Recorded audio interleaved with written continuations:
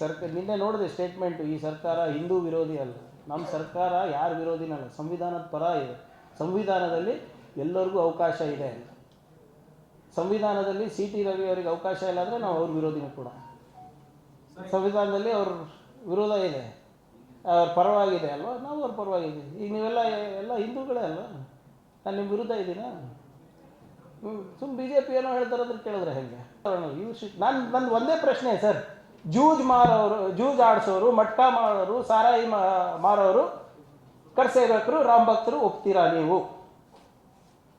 ಹಿಂಗಂತ ಯಾರೋ ಅಲ್ಲ. ಈಗ ಅದೇ ಇಂಥವೆಲ್ಲ ನಡೀತವೆ, ಇವರೇ ಮಾಡಿರ್ತಾರೆ, ಯಾರಿಗೆ ಗೊತ್ತು?